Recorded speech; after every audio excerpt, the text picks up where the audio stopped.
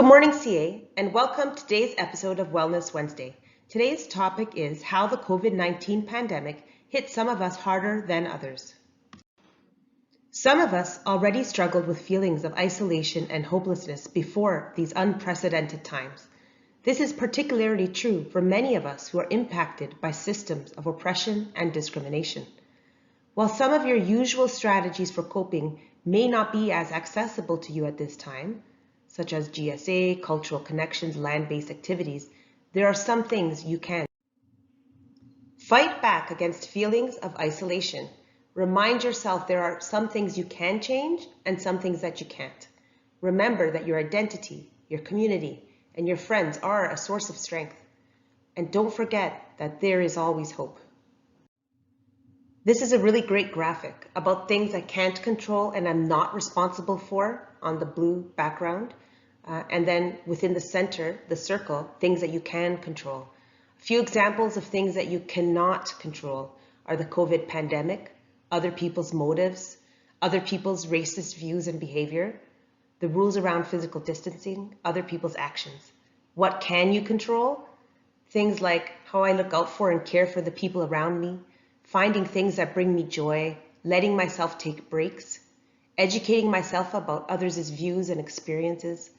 I can control my own values and beliefs. I can control how much time I spend on social media or reading the news. And I can also control, among other things, my own physical distancing practices.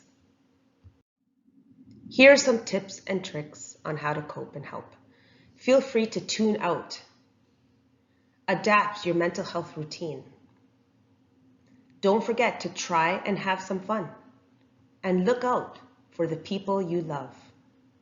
You can read more details because this will be posted on Mr. Minardi's YouTube.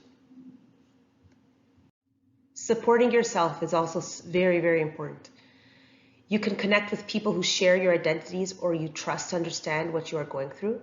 Connecting with people who get it can help you feel seen, validated, and supported. Indulge in joyful aspects of your identities, cultures, and communities. Reach out for support from people you trust. Notice signs of hope and positive change in the fight for justice. Learn from and look to the leaders in your community who are fighting for justice. Filter out harmful messaging. You are allowed to take a break from social media and the news. And please remember that COVID-19 has led to increased instances of anti-Asian racism in Canada. We know that this can have a harmful impact on the mental health and well-being of students of Asian descent. We can remind ourselves of our identities, our cultures, and our communities that give us strength.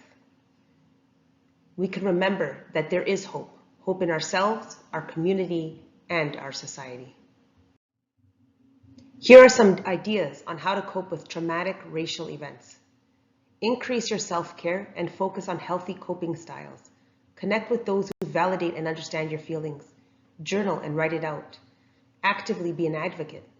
Limit screen time and avoid triggering accounts or videos.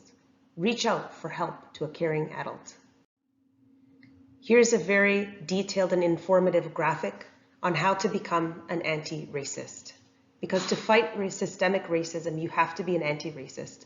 Educate yourself about the realities of different communities. Validate the experiences and feelings of people. Call out the racist jokes or statements.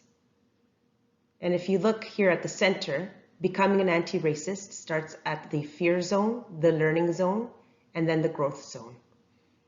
Please take some time to look at this graphic later on the YouTube channel that Mr. Minardi has. For more information, please check out jack.org. And also don't forget, follow Brave on Instagram at @CardinalAmbrosic_Brave. Thank you so much, CA, and have a great day. Remember, if you need any help, please reach out to a caring adult. Thank you.